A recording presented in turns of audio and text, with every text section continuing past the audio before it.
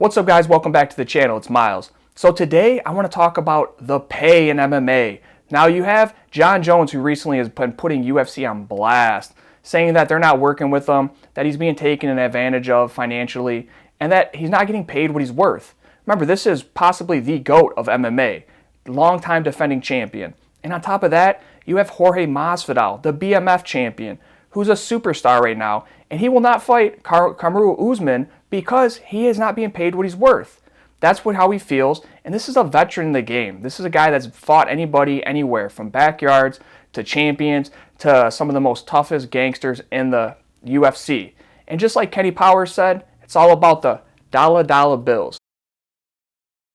So today, we're going to dive into how much fighters actually make, revenue-wise. We're going to talk about what keeps the fighters' pay so low.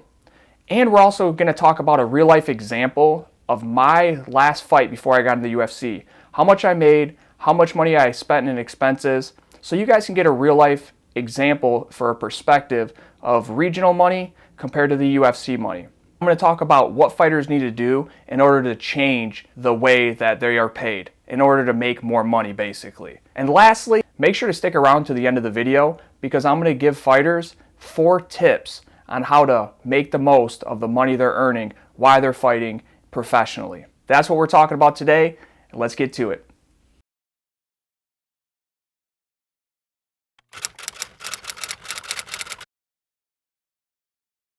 Guys, make sure to smash that thumbs up button and the subscribe button.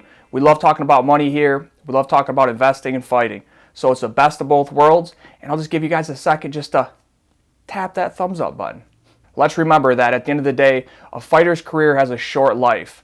We cannot fight till we're 65. We have 10, 15 years in the game, maybe. That's considering no heavy damage in our fights, and that's considering no injuries or accidents that put us out for a while. So let's first get into how much money I made. This is a real life example from my last fight in King of the Cage, which is a regional show, before I got into the UFC. After I won this fight, UFC called, I had a chance to get on the Ultimate Fighter, and I went into the UFC from there. So let's first get into that. Now this is King of the Cage No Mercy, September 17th, 2010. As you can see, my fight purse was $2,500. This is $1,250 to show, plus I won, so I had another $1,250. So that's $2,500 total. I had a sponsor, which was $2,500. I had another sponsor, which was $750. I had another sponsor that was $500. One more that was $300. I had a couple of supplement sponsors, a casino sponsor, a cell phone sponsor. So my total income for this fight was $6,550. Now I paid my manager 20%, which came out to $1,310.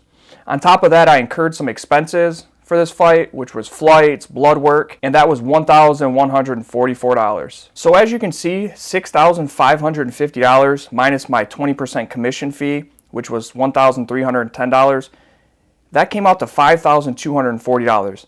Now remember, I still had to take out $1,144 out of that for flights and blood work, so I even made less than that. Now to me, the regional circuits are more or less just an opportunity for you to build yourself, build your resume, and the money will come once you get to the bigger leagues like UFC or Bellator, or at least I thought. Now let's take a look at the average UFC fighter's first time appearance in the UFC. They have the $12,000 to show and $12,000 if they win. That's the going rate for an entry-level UFC fighter. Plus they make $2,500 in sponsorships for their first fight. So as you can see, UFC's pay is much better compared to a regional show like King of the Cage or LFA. So why are a lot of fighters complaining about pay? Well, let's take a look at why fighters' pay could be so low.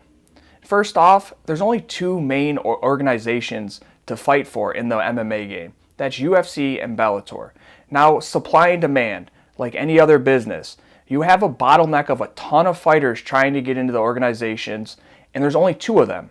So they really can't shop around, they really cannot negotiate, and they have to go with either UFC or Bellator. Now this keeps the UFC with a fresh crop of fighters itching to get in, a bottleneck. Guys that would probably fight for free just because they want to get into the name brand, and they think that they're going to make a ton of money once they get there. So with that huge supply of fighters and not many promotions to go fight for, it leaves the fighters in a position where they can only accept what's given to them. That possibly could be a reason why they have such low pay. I know coming up when I was a fighter, I dreamed of being in the UFC. I was like, hey, I'm going to make my work put in. I'm going to go out there. I'm going to fight. I'm going to be okay with not making much money on the smaller shows, because when I get to the UFC, I'm actually going to be making a ton of money and I'm going to be taken care of financially. And boy, was I naive, and I was wrong.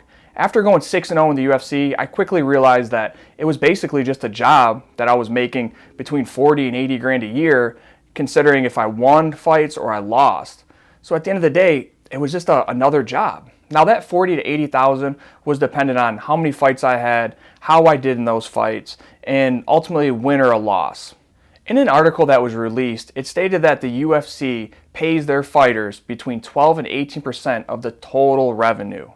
Now when you compare that to other professional leagues like the NFL or the NHL, they make 40 to 50%. So I think the real question is, for fighters, is how long are we going to accept 12 to 18% of the revenue? How long until we unite from the bottom to the top? So meaning the up-and-coming fighters that are just getting into the UFC to the top champions. How long until everybody unites and says no more? We are not going to accept 12 to 18%. We want more and we deserve more. Because remember, at the end of the day, it's a two-way street. The fighters are the product. Without the fighters, there is no UFC and there is no Bellator. And vice versa. Without UFC and Bellator, there is no fighters. So that's the real question for the fighters. How long will we accept 12 to 18% of revenue? Now in the meantime, here's 4 tips for fighters to make the most of their money. First thing, aim to win your fights, because that way you're going to make double your pay. And you're going to have more time in your career, more leverage, and probably more fights with those bigger organizations. The second thing is save your money. Don't blow it. The third thing is live slightly below your means.